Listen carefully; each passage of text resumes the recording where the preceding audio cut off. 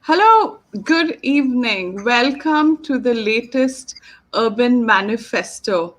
We are so thrilled to bring this programming to you every Tuesday evening to write a roadmap and agenda for the future of cities.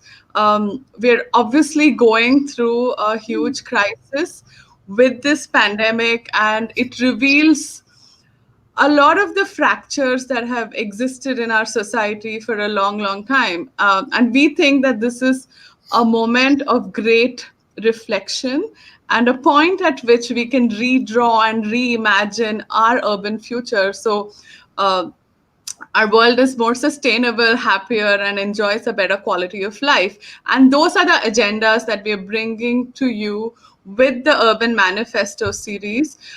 We are so thrilled to partner with Architecture Foundation on this important topic. And we want to say hello to the community that is joining us from Architecture Foundation as well. I am Pratima Manohar, and I am so thrilled to have these conversations and host these conversations with my colleague, Lucy Bullivant. Lucy? Thank you, Prathima. Thank you. And hello, everybody. It's very good to be back again with Urban Manifesto. Now, today's theme is urban innovation, and I'm excited to say that we're exploring this theme through the lens of a very special project.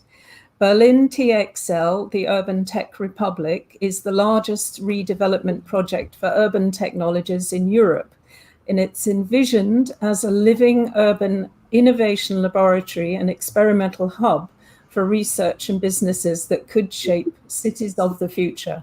So we're delighted to welcome as our special guest, splendid guest, Berlin TXL's CEO, Philippe Bouteiller. Welcome, Philippe. Good to see you. Hello, good evening. Hello. Now, Philip is concerned with the dynamics of urban transformation as one of the great challenges of our time. And he's focused his work on sustainable urban innovation strategies in the areas of smart mobility, intelligent infrastructure, urban renewable energy, and future city design. Now, he is an evangelist for all things future and innovative, and a strong promoter of Berlin as a capital of freedom, tolerance, and innovation. And in his role as CEO of Tegel Project GmbH, a municipal company of the state of Berlin, he is responsible for the Berlin TXL redevelopment project. And now this entails converting the entire former inner city Tegel Airport, which closes on the 8th of October this year, just after BR Airport opens in Brandenburg, just outside Berlin. And it will be converted into Europe's central hub for the future industries, as we've just mentioned. Now, cities are huge accelerators, and while the contemporary knowledge economy is both dispersed and concentrated, the most advanced knowledge-based industries tend to really cluster together. Now, the geography of cutting-edge economic activity of this kind is really fascinating, as Bruce Katz and Julie Wagner of the Brookings Institute in the US have pointed out. You know, for the last half century, the identity of innovation districts has been dominated by remote suburban corridors like Silicon Valley, which have little focus on integrating work, housing, and recreation. Now, Prathima and I are particularly interested in Berlin TXL as an exemplar because it represents a newer urban model emerging globally where firms and institutions cluster, physically compact, mixed use, easily accessible by public transport, where everyone can benefit from proximity and denser residential and employment patterns. So where co-creation and co-production can take place, new jobs and education opportunities can be generated for local people who are often disadvantaged communities. And above all, inclusive, sustainable urban growth can be catalyzed.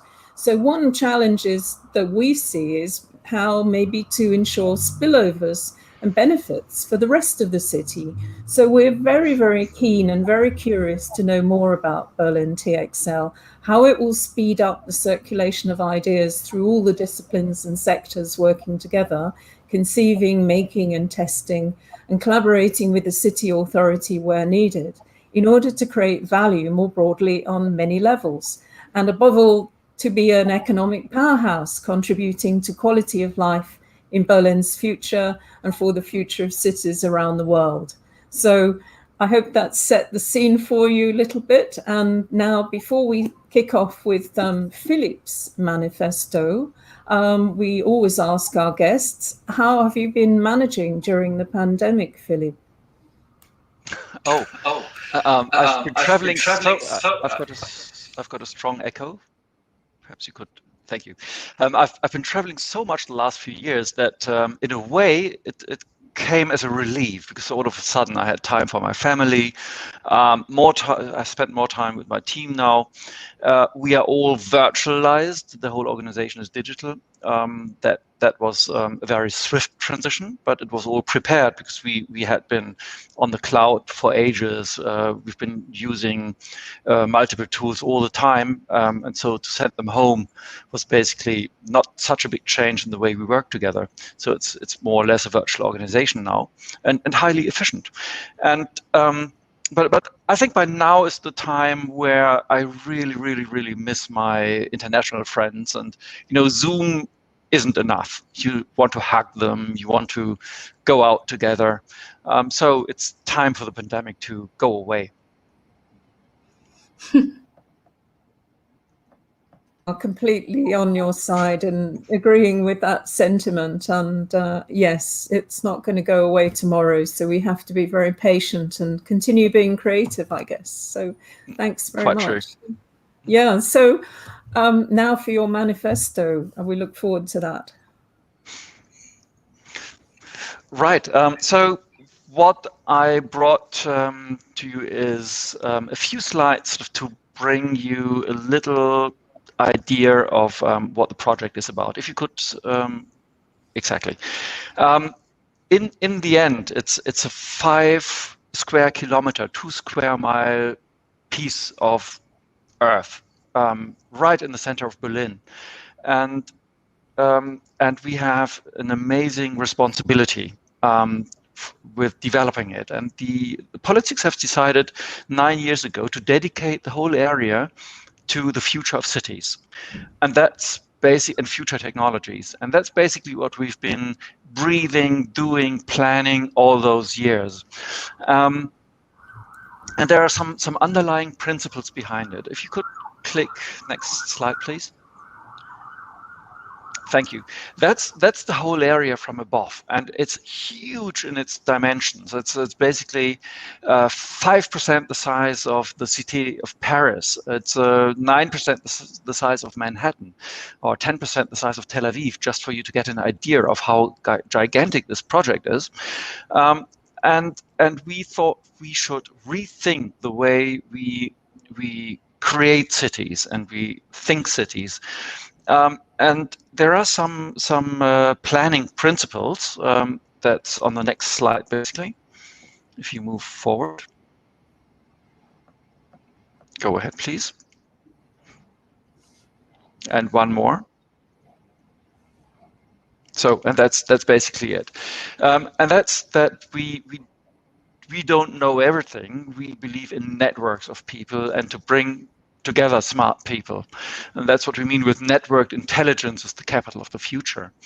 Also, we learned that innovation needs a lot of freedom. And particularly when you're dealing with administration, and every single one of you will have made experiences with administrators who said no in various ways to your great ideas. And we try to create the space where innovation can develop freely. And also, if you could pull up the slide again, please. So then and this is probably the most important one of those, in the end, technology serves nature and humankind and not the other way around. Then we said there's a resource in everything. The gray energy that went into the buildings, we want to preserve that. We need to create planning systems that are adaptable, that can be adapted later on when we are building a piece of city, and that should still be able to develop over time. And in the end, it's all about people. So there's some philosophy behind this this manifesto, if you like, and the most important is technology serves mankind and not the other way around. And the way some states are using technology now to control their people concerns us greatly, because that's the exact opposite of what should happen. And the second sort of surprising realization is that we as human beings are biological beings in a biological environment, and we are creating fantastic habitats for gorillas and rare species, but ourselves we sort of put us in cages made of stone and steel and concrete, which is not our natural habitat, and that's not healthy in the long term. So it's all about reconciliating nature and the city. And the third is we can't do that without technology. So sustainability requires technology and requires digitalization. If you want to create a resource-efficient environment, you need sensors, you need smart software. But these systems are created, written, programmed by people, for people. And that's the third big point that I would like to stress, is in the end, it's not a technological challenge, it's a societal challenge. And that's something we have to work on all together. That's it. I think we have a few more images of what the urban tech republic will look like. So I'm just going to pull that up for everybody to see. Do you want to tell us a bit about it? Yeah, what you see basically is the is a comic drawing of a possible future.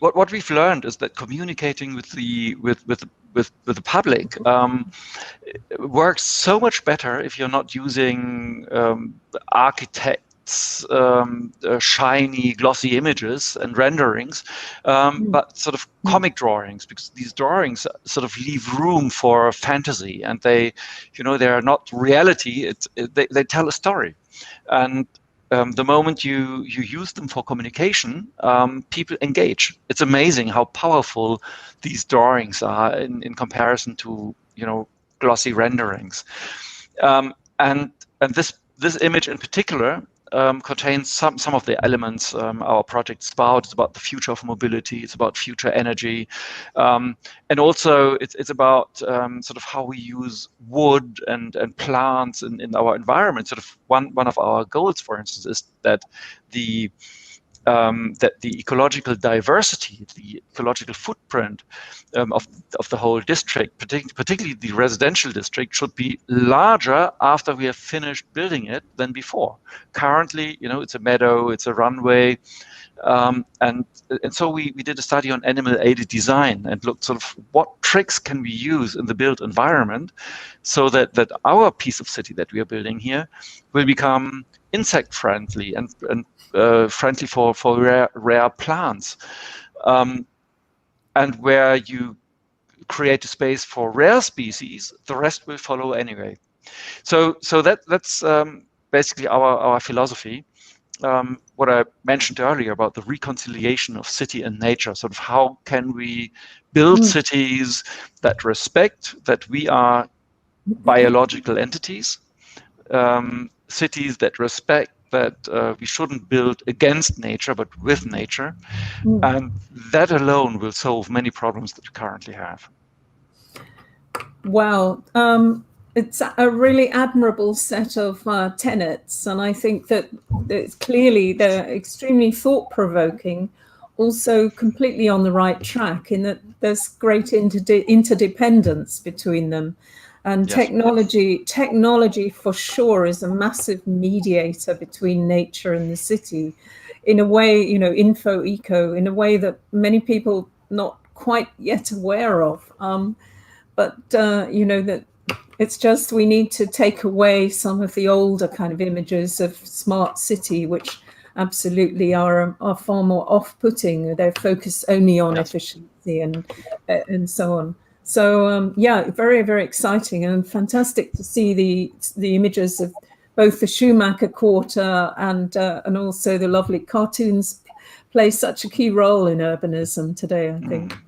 Fatima, what do you think? Yeah, I think this is really inspiring. And I think we've just heard the news that the new airport's going to open and, we'll actually see the urban tech republic come alive. So congratulations. I think I remember meeting Philip in Berlin a few years ago, kind of seeing him crafting some of these visions for a people-centric urban tech republic and already trying to build the urban innovation ecosystem. So I can't wait to come back after this nightmare of a pandemic is over to visit when you start off. And I just want to point out that even in the sketches, you can see remnants of the Tegel Airport. I think it's one of my favorite airports in Europe because you actually land in the city center. It's just 20 minutes away from, not even 20, like you're in the city center. So very well connected. But I know you already have another airport and the new one is opening. Philippe, my question to you is that, of course, this urban innovation district, which is focused on urban tech, will transform old city airport into a research and industrial park for future technologies for cities. Berlin is a city that has seen decades of transformation and has seen investment into the creative economy and in education after losing almost 2/3 of its industrial capacities because of its kind of very difficult history. Tell us, what makes Berlin the capital of innovation? What are the components that enable the innovation economy in the city of Berlin already? That's a good question. Indeed, sort of after the wall came down in '89, we lost, as you said, 2/3 of our industrial capacity, and economically we were a bit stranded as a city, and I wish I could say that was all a great strategy. Sort of that we invested heavily in education, research, and the creative industries. It happened out of necessity, basically. We had a lot of smart people and created sort of better and bigger institutions for them. But sort of by now we have roughly 200,000 students. We have 194 nationalities registered in Berlin that speak more than 210 languages between them. So the startup sector has created more than 100,000 jobs in the meantime. So it has kind of developed by chance because we didn't have the industrial capacity and these well-paid jobs and sort of people wanted to stay here and create their own jobs. So like myself, so I worked for McKinsey many years as a management consultant, and then I set up my first startup and my second startup because I wanted to stay in Berlin. I didn't want to go to Frankfurt or Munich or abroad again. I had already spent 7 years in the UK. So we created our own companies, and that's how the whole ecosystem sort of began to emerge in the early 2000s.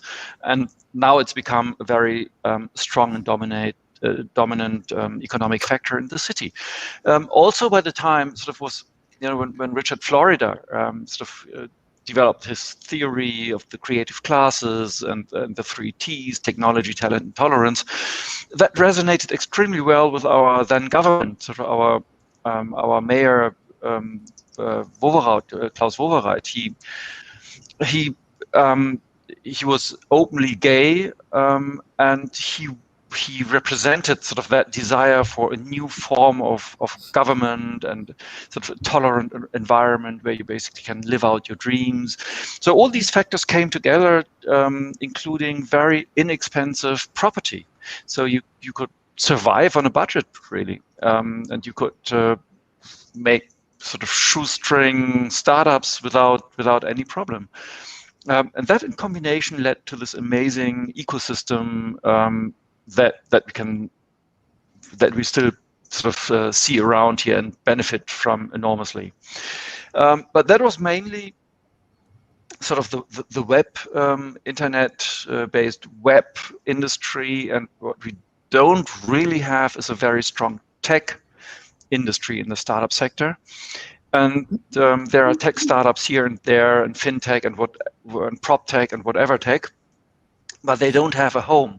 They don't have sort of the one place where when you come here as a VC and you want to invest in a company, where do you find them? And we want to be that place, basically, where tech companies find their home and where we create the perfect environment for thriving businesses, with the research facilities, with the creative environment, with space, with place for piloting stuff. So that's basically, we are more like curators or enablers, if you like. I think that's fascinating. I remember it was Professor Edward Glaser, who's an economist, who wrote The Triumph of the City, who said that the biggest challenge of humanity at this moment is how to solve the challenge of city making, and how do you kind of build sustainable and inclusive cities. So I am excited that Berlin is going to host one of the first urban innovation districts in the world. That's probably one of the great misconceptions of the tech industry, particularly IBM, Cisco, and the others that try to create this new field of smart cities, sort of in the early 2000s. And they thought, we are developing software and complex systems and computers and smart machines, and why don't we start building cities or systems for cities? And what they completely underestimated is that cities are the most complex system humanity has ever created, and they have evolved over decades and millennia, if you like. And that's not something that you can put in a simple computer program and replicate easily and optimize and perfectionate. And indeed, sort of the least liked cities are those that are sterile, perfect, working, sort of purpose-built cities.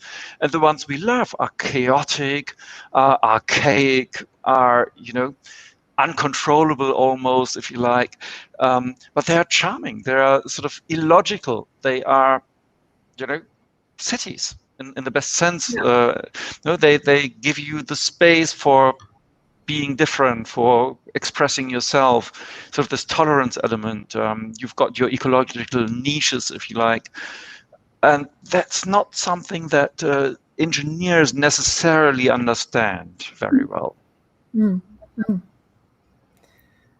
So, so Philip, thinking about, therefore, leading on to the necessary ingredients of an urban innovation district,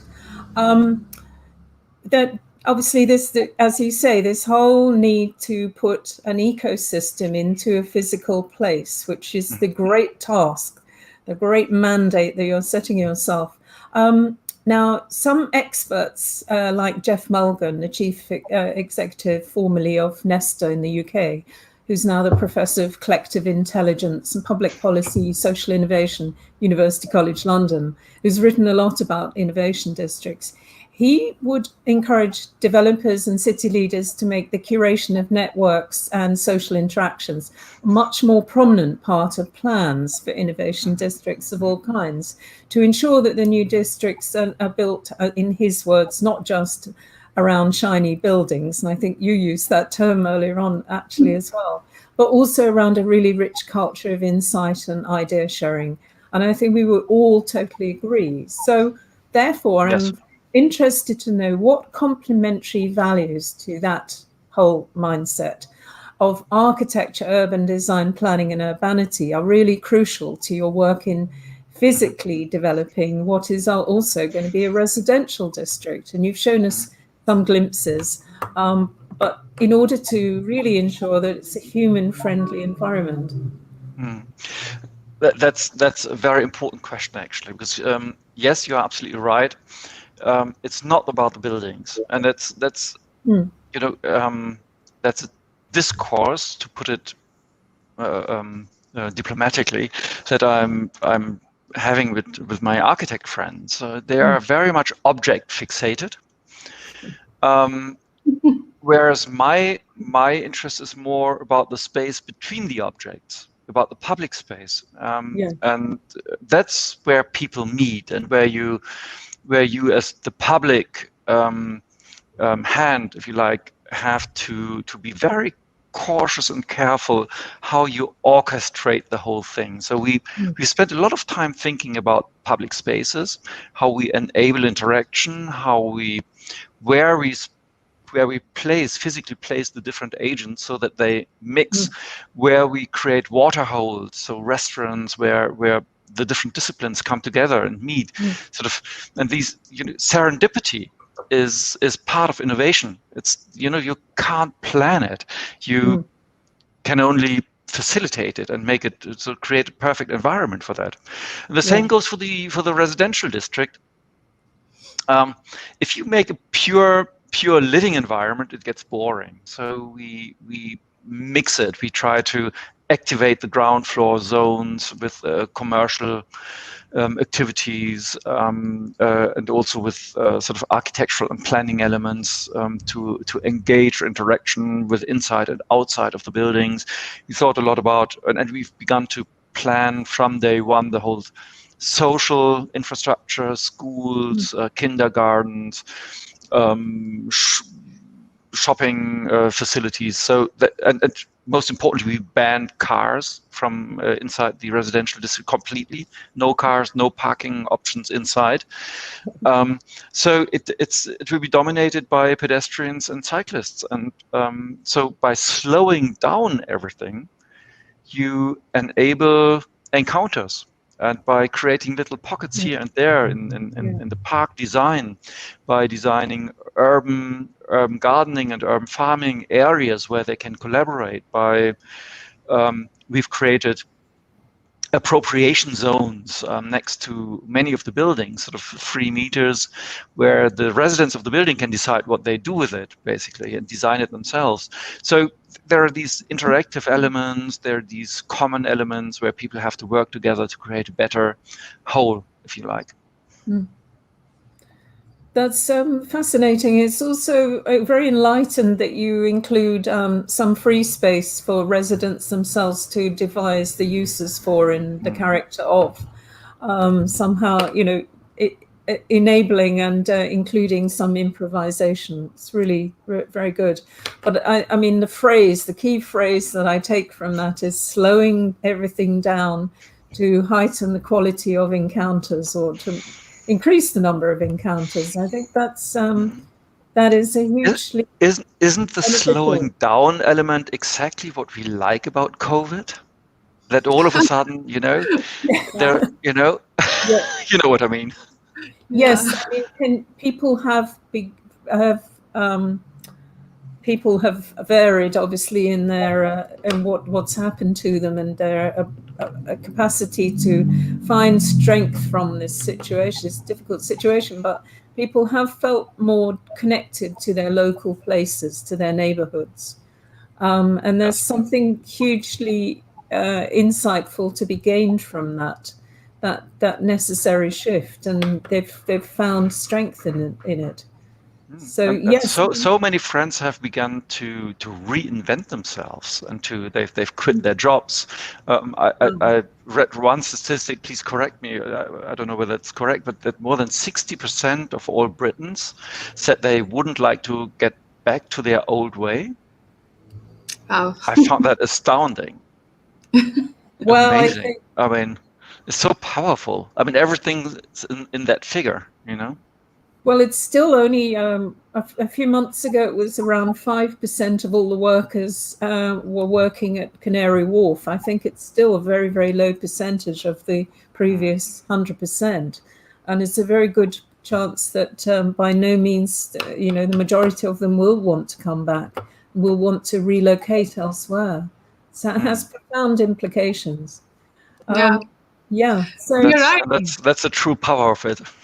Yeah, I think we have to kind of acknowledge the transformative moment that we are at, and leverage it to build back better. And I think that's what we've been kind of focusing on through these conversations. And Philippe, I want to talk about a kind of bigger issue, which is cities are the engines of economic growth, and this cities and urbanization influence the trajectory of economic growth like more than anything else at this point in time. And cities that create livable, healthy, sustainable kind of built environment and urban places will be the most appealing places for everybody to live in, and will consequently attract the best quality human capital and thereby business and investment.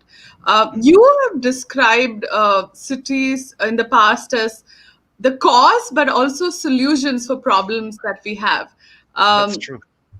And tell us how can urban innovation, technology, or otherwise entrepreneurial innovations that you're focusing on kind of enabling at Berlin TXL allowed to kind of rethink. We always think about cities at the heart of problems, but how can urban innovations kind of showcase the other agenda, the other way, which is cities as platforms for solutions? How can these innovations ensure sustainability, inclusion, create better health outcomes for its residents, improve our quality of life?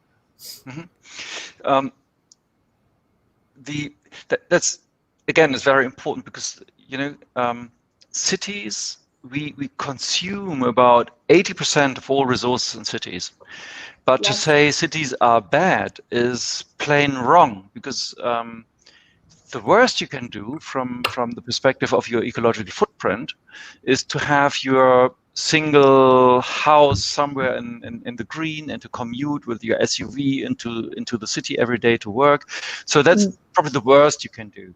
And the best you can do is to live in a sustainable, nice sort of multi-story house, which very efficient, energetically efficient, to walk or to cycle to work, and to use public transport where you can, and that's an entirely different lifestyle we are talking about, and the footprint is so much smaller. So I try to reframe cities as the place where we can save the planet. That's the only place. That's the biggest lever we have. If we make cities more energy efficient and more sustainable, and in the end, perhaps in the long term, come to a state where they are not, say, climate neutral, but climate positive, as Michael Braungart likes to say, the cradle-to-cradle inventor. That's basically where we want to get to, so that whatever we build pays into nature and into resources instead of taking it away. So that's the long-term goal. So if you want to save the world, it's got to be fun. That's the other insight I had sort of over the years. Sort of look at the way Tesla has transformed mobility, not because it's it's so smart to drive electric, it's the better car. It's more fun to drive. That's basically what the power of it is. And we need to find ways, and we are in the process of finding ways to redefine cities and to give citizens and people more life quality in the city than they could ever have outside of cities. So we want to keep them in the city and incentivize them with playful measures to become more resource efficient and to benefit the environment in the end. And how can urban innovations or startups play a role in that agenda? That's what you're enabling at the Urban Tech in Republic. so many ways, we need all the data models behind it, the management systems, be it traffic flow or the way we reinvent energy currently. About 20 years ago, yes, we knew solar is important and wind power is great, but it was not economically feasible. In Germany, sort of over the last 12 months, day, night, winter, summer, we had a total of 56% of renewable energy in our energy mix, and that was unthinkable only 5 years ago. So there's a revolution going on. I think we are beyond the tipping point now, in a positive way. It's a development that's unstoppable, because now we have reached the point, the economies of scale are there, and we've reached the point where it's sort of more economically feasible to have renewable power than conventional power. And that's exactly what we aim at. We are looking for innovators, for urban innovators, for technical innovators who come up with new ideas and new ways to make what we have to do more economically efficient. So that in the end, we can phase out the old technologies, the carbon-based technologies, with new one, more sustainable and friendly technologies. That's the whole idea. Yeah, that's basically it. I mean, who doesn't want to have clean air? You can drink the tap water in Berlin. It's better than bottled water. It's incredible. Just 98% of the drinking water we source from inside the city borders. It's unbelievable. The air quality is fantastic. 15 minutes away from my office, I can sort of run around a lake and then jump into the lake and swim and enjoy the clean air and fresh water. It's luxury, but it's all possible because we've treated the city responsibly over the last 20 years. Lucy? Yeah, Philip. Speechless. Yeah. Yes, well, it does give you. And I hope you can jump into the lake naked. Nobody cares in Berlin. Yeah, That's exactly. a tolerance part. Exactly. So next, I want to ask you about the economic model for Berlin THR. Now, Jeff Mulgan, who's studied the urban innovation districts in considerable detail, he has made the observation that land can tend to capture too much of the value of innovation in districts. And he argues that there needs to be a new approach to capturing the land value gains within cities, resulting from what we're talking about, the knowledge-based economy, and recycling these into sources of future intangible growth. Now, obviously, within the heart of the district, you're going to have the fast-track development of a myriad of urban technologies with a very strong urban rationale. And that's part of your model. So what's your view of what Jeff has said, and how does that relate to the strength of the economic rationale behind the development of the technologies? No, Jeff is spot on, basically. I think about 4 or 5 years ago, there was a great piece in The Economist about the land value in cities and the big debate whether the land shouldn't be public good and whether it's just to leave it to speculation. And in a way, that's a discourse that's coming up again. So I can't solve it now on a global scale, but at least for our project, we've decided as a city that we keep ownership of the land indefinitely. So it will all be leasehold, and the leasehold will not be on a highest price base, but we will give the lots away based on concepts, and we have developed criteria. And if you fit these criteria and you create jobs and it's within sort of urban tech and future technology and it's sustainable, then you will then you can play with us, and then you get the land basically at a very low rate.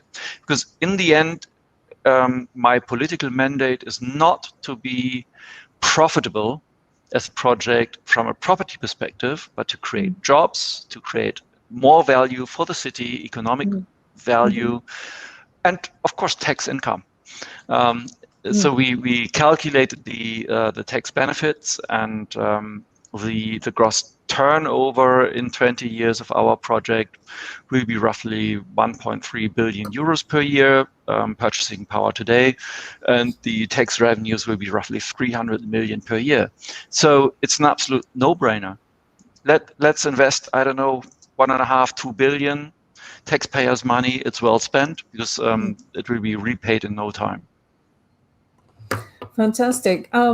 That's very rewarding to hear. I also wanted to really ask you at the same time. So some of the urban technologies are going to have a stronger economic rationale behind them than others.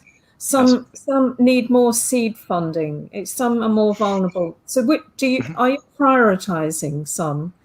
Or are you saying no prioritizing, but we give support to the ones that are still need to be helped in their emergence? I do agree with you that technologies that are in there, it's a long road, and of course we will, as a city, we will use our proven means like our state-owned investment bank and others to support such technologies and startups if we think they are they fit our criteria. But apart from that, sort of, we have 6 sectors we are focusing on from day one. It's the future of mobility, it's the future of energy, recycling, sort of, circular economy, water, materials research, and IT. And the market basically regulates itself in a way. And we see that the first 2 are the most dominant when it comes to interest from industry sides and also from startups and innovation. There's so much going on in mobility currently. It's absolutely incredible. And be it sort of on the ground or in the air, there's everything's mobility in Berlin. And the second is energy. So energy is the less obvious, but I think probably more exciting, because we are moving from this sort of big sort of monopoly structure or oligopoly structure, big power plants, pump it all sort of into households, to an internet of electricity. So the tokenization of the whole network, and that's a huge paradigm shift, because all of a sudden you can mark your electricity. So this is certified ecological, this is nuclear, this is coal, and the electricity will bear a marker that cannot be tampered with. And you can sell electricity from my roof, I can sell it to you, and the other way around. I can give it away for free if I like. So the possibilities that are coming up are endless, and that's both an infrastructure challenge and it's an IT challenge. So it's a complex one, and that's what I love: complex problems. And does the end of the list, which includes IT, does that obviously encompass things like everything? Use of it data? Runs through everything. Yes. And it runs through everything, like stick Correct. of rock. We have these two cross-cutting functions, IT and materials research, because a lot of innovation comes from new materials, basically. Water membranes, new battery technology, you name it. There's such a lot of interdependency. It's hence the need for everybody to be within walking distance of everyone else. Of course. Correct. With all these moments of serendipity. Yeah. Yeah. Amazing. I mean, honestly, commuting is shite. So boring. You're right. Yeah. Tell us about what is the size of this economy, the technology for urban futures. And, I want to kind of point out that the decision to develop an urban innovation district came from the government because they thought this was the vanguard for the future of economic growth. So tell us a bit about what is the size of this economy and why. If you take these 6 segments together, there are studies around by Roland Berger, Bloomberg, and others that tax sort of calculated somewhere in the region of $6,000 billion per year. It's a huge cake that's developing there. It's a huge cake, and we as a city want to have a small piece of that cake. So on the one hand, yes, we want to save the world, but also we want to make some money from it, or at least sort of generate jobs and sort of have a thriving economy. And that goes hand in hand. And this is one of those, rare instances where you can save the world and make money at the same time. And that's absolutely brilliant. Isn't that what we always wanted to do in a way? Yes. I love it. Yeah. I think that's what we need for the new world order. Do good and capitalism with the heart. And I want to ask you, if you can't live off it, then it's not sustainable. And that's one of the big misconceptions, If you don't have a sound business model behind what you're doing, then, it will die. Full stop. You can't live off subsidies forever. I mean, some people can, but that's a different topic. I think I have 2 questions. Well, I have my first question. I have 2 related questions. But what is the Urban Tech Republic doing to build this ecosystem of urban innovation, funders, research, the softer kind of networks to make this come alive? Is there a lot of efforts to build a soft infrastructure to create this ecosystem? Yes. You need to be pretty polyglot. You need to be able to speak many languages. And I don't mean national languages. I mean kind of cultural languages, the language of entrepreneurs. I'm from that ecosystem, so they trust me because I know exactly how they work. Because I did exactly the same. You need to speak the language of administration, which is probably the hardest of them. You need to speak the language of politicians, which is entirely different. And the biggest divide of all, probably, is, and that's a challenge for all these developments on a global scale. And no matter where you go, it's always the same. It's the big divide between the technologists and the urbanists. And that's the one big divide that hinders is sort of so many projects from being fruitful developments because they don't speak the same language. Urbanists have a completely different culture. They are so long-term, they are so thorough, they are so participative, and it's all good, and I love them. Technologists are so solution-orientated, so logical, so goal-orientated, and they use different language and different concepts. And even if the words are the same, the meanings behind these words are entirely different. So what you need are people that are familiar with both worlds and can sort of mediators, if you like. And there is a handful worldwide, mediators between technologists and urbanists. And only if you find those, you can build a successful project. Because in the end, it's all about the social fabric. And you need to, we talked about storytelling in the beginning. And storytelling is more than, you know, inventing this great line or this great plot. It's got to be credible, and you need to lead by example. And if people don't trust you, they walk away. Has that changed, by the way, with the inexorable rise of the tactical urbanists who are completely wedded to the short term? Has that made things easier? Because also culture is now driving a lot of regeneration. And meanwhile, what are tactical urbanists? What do they do?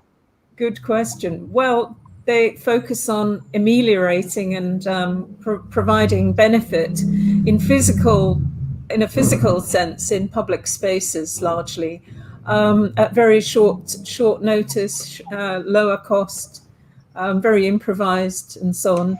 But there, you mean like Janet Sadiq-Khan with all the brilliant work in New York, of getting Times Square car free and that stuff, with a bit of paint and plants. Yeah. Yes, definitely. I love that. I love, you know, the temporary can be very persistent, and it's kind of a live simulation of a different reality. And if people experience what it is like to have sort of a busy street converted into pedestrian zone, just you know, temporarily, they never want to go back, because all of a sudden the space is a different space, and you're getting rid of these murderous machines with their egoistic drivers inside. And that's an entirely different feeling of a city.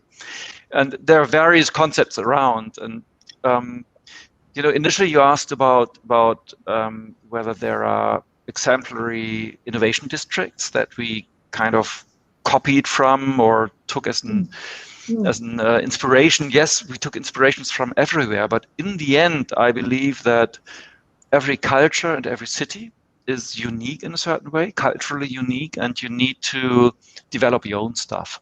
You can borrow certain techniques and you can borrow a certain approach from others, but in the end, it's got to be highly locally specific in order to thrive. Philippe, are there startups or urban innovations that have really, really impressed you? I know you've engaged with the entrepreneurial startup community. Which are your top 3 favorite startup ideas or urban innovations that have really impressed you, that have that kind of transformative power to make cities better? There's actually a good number of startups and innovation in the field, and so we are observing a lot of them, and I don't want to single them out. However, let's come back to Sidewalk for a second. You know, Sidewalk Labs is an agglomeration of fantastic people and great talent, and what they've done with all that Google money that it was fantastic. They made a few mistakes, and that backfired. I think we should tell Philippe, we should just give them a little. I think the audience may not know what Sidewalk Labs is, but it is Google's urban innovation platform, and you know, they're experimenting and kind of deploying these urban technologies and innovations across the world. And yeah, so I think we should give that a little bit primer about them. And so why are they impressive? Yeah.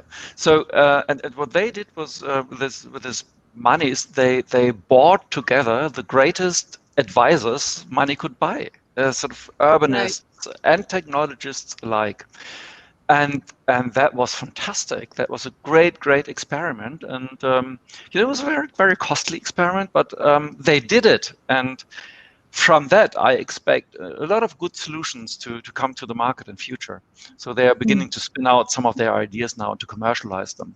And I think it's fair to commercialize them because, you know, again, if it doesn't cost anything, it's not worth anything. And it's got to be sustainable and you need to be able to make money from it. But the point where we were disaligned was with the way we treat data. Sort of, I'm working for, so I'm public, I'm the city of Berlin. And I think that data are firstly to be protected from private exploitation. They should always belong in the public hand, safeguarded, and used in the most responsible manner. Sort of, that's the one side. And the other side is all the data sets that we gather with taxpayers' money should be open data. So it should be available to the whole community, to startups alike, to develop new ideas and to, in an anonymized form, so that it's never ever possible to trace it back to one individual. That's of course an anonymity, and the protection of the individual comes first. That's absolute paramount importance. But apart from that, should be open data. Traffic flow data.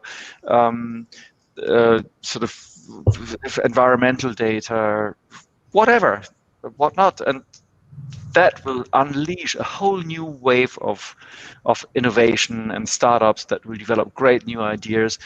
I can't plan everything, my imagination is very limited. So let others come up with it and develop their ideas with the data we provide as a city. Yeah. I think it's in the Sidewalk Labs. Are there examples of innovations or products that seem interesting and impactful for you? Definitely yes, but then again, I'm not going to advertise anything here. I've got to stay absolutely neutral, and we are developing our own stuff. Yeah, completely understandable. I'm very curious about how you're engaging as a city with the global ecosystem. A lot of the products and services that you will build will be something that other parts of the world may be interested in. Are you already engaging with the global cities ecosystem? Mm-hmm. Yes. We have signed agreements, LOIs with New York University, New York International in particular, their urban data incubator, with Tel Aviv, in particular Atidim University, with the Moscow Innovation Agency, and we are also sort of in close exchange with the Government Technology Office in Singapore. So I think those ecosystems, as different as they are, we all share the same challenges when it comes to how we deal with urban data. And that's what these partnerships are about. It's about the startup ecosystem in each respective city. And then in particular, how we use new technologies to deal with urban data around blockchain, about privacy issues, about governance structures, etc. So that's very exciting. Yeah, I think we'd love to see this even in the developing world perspective. And I'm actually going to reach out to you about India as well, which requires these kind of guidance and best practices as we build cities for the next 600 million people of India's population that will move into our cities. Yes. That's a huge task. Yeah. Sort of my most important advice would probably be, don't adopt American comfort standards when it comes to cooling buildings. Because if you do that for those 600 million people, the temperature will go up by 5 centigrades. Around the world. Yeah. So just don't trust American engineers. Yeah. No, I just want to point out that we have 300 million people already living in India's cities. We're gearing up for 600 million more. That's almost close to $1 billion. That's what I said. Don't air condition. Just don't cool the buildings down. Use natural ventilation. That's the single most important driver, basically. And stay away from cars like the Urban Tech Republic. If you can. Yeah. No, I had my near-death experiences with tuk-tuks. in Mumbai. In Mumbai, okay. Yeah. It works. Lucy? Well, Prathama, are you going to ask for some audience questions now? I want to say we've had hello. some very flattering comments from the audience so far. Ashok has said, thank you so much because of all our efforts. We can interact with dignitaries from all over the world. So, Philip, you're one of our dignitaries. Very good discussion, and people are agreeing with that sentiment. That's very good. Yes. Thank you. So please ask us questions. I think this is such a new way of thinking about transforming cities from the bottom up through innovators. So, if you have any questions, just share it below in the video link, and we'll try to get Philippe to answer a few of them. So meanwhile, I've got another question, which is going back to the whole rise of the innovation district. And your innovation district will be rising literally from it's already rising in terms of concept, but it will be physically rising very shortly. So it's basically a growing literature of reports and handbooks and toolkits about how to create a blueprint for creating a thriving district. This is completely understandable, and also a growing academic literature about this whole notion of ecosystems for knowledge economy. But it does seem to be the case that people still don't really know what makes these districts work and what what the successful features can be, because they're too young, I think. But we really do need to have them as part of the dynamics of the city and the regional economy. What's your view on that?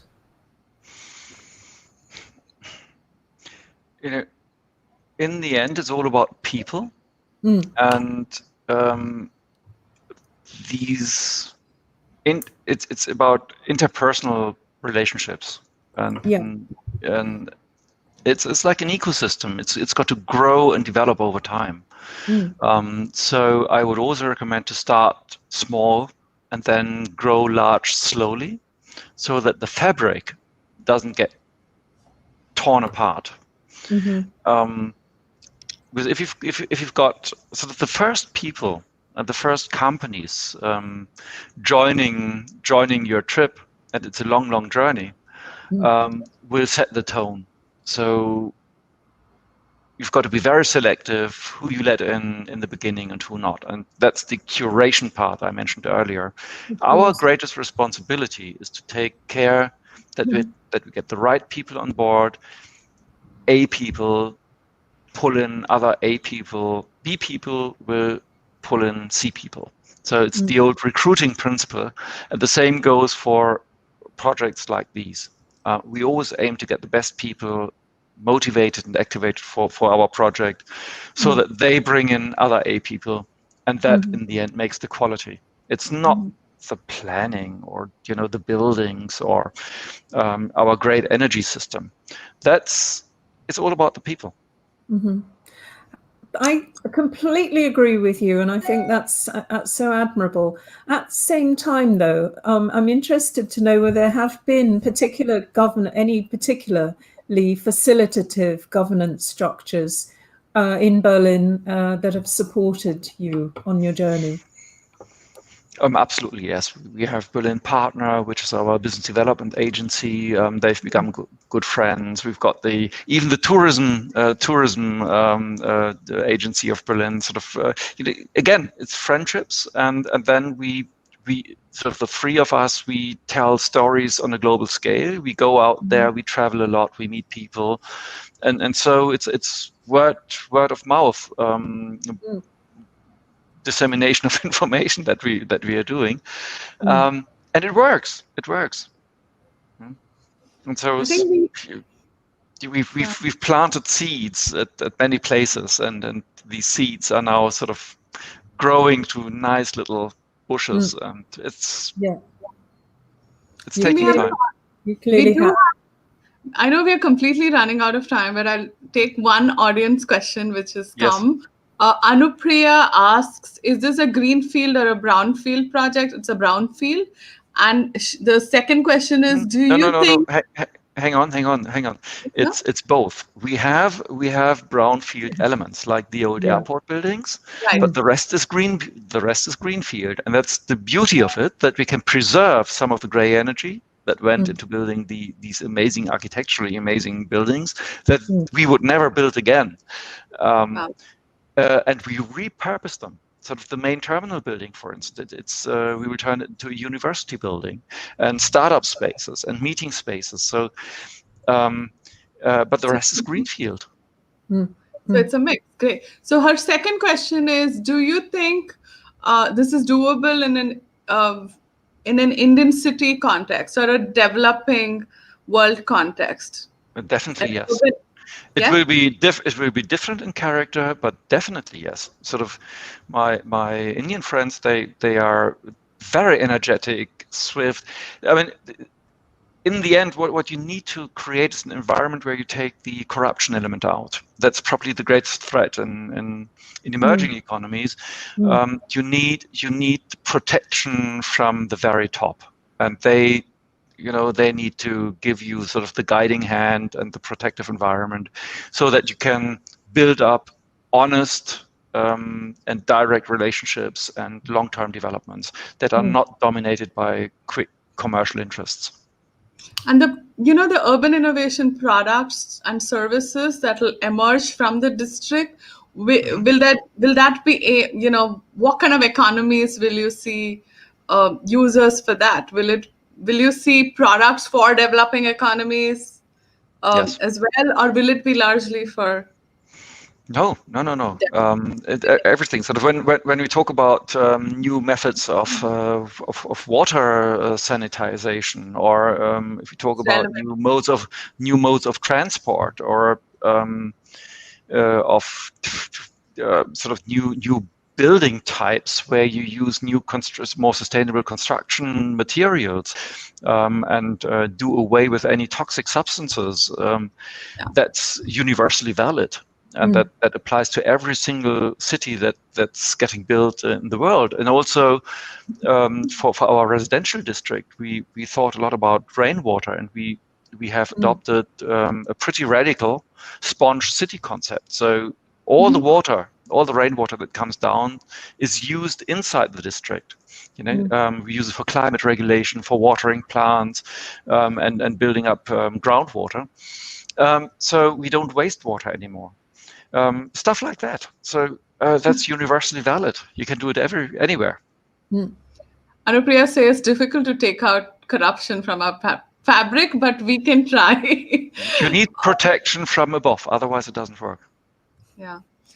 I think this was such a rich and fascinating conversation. I want to thank you for spending this hour with us and sharing your vision for the Urban Tech Republic. We can't wait to come and hang out there. It looks like a really fun place with really cool people. Lucy? It's a marvelous opportunity to learn more from you, Philip. I must confess I'd read a couple of articles. I watched your video from your lecture in Tel Aviv. But there is so much more to learn, and I think it's a project that I would love, since it's going to take a little while to materialize. But I think I would love to write about it at some point in the near future. Yeah. It's just one of those topics that you really want to get your teeth into, because it's just so compelling and of great significance for the future. And it's going to be for the global market, but for global societies everywhere. And I love this unity between the social and the economic goals. It's really on the right track. One last question, and then we wrap up, which is, how can startups work at the Tech Republic? Is there a way for them to apply to participate? Not yet. There's no formalized way of applying yet. But we have a thriving startup ecosystem in Berlin.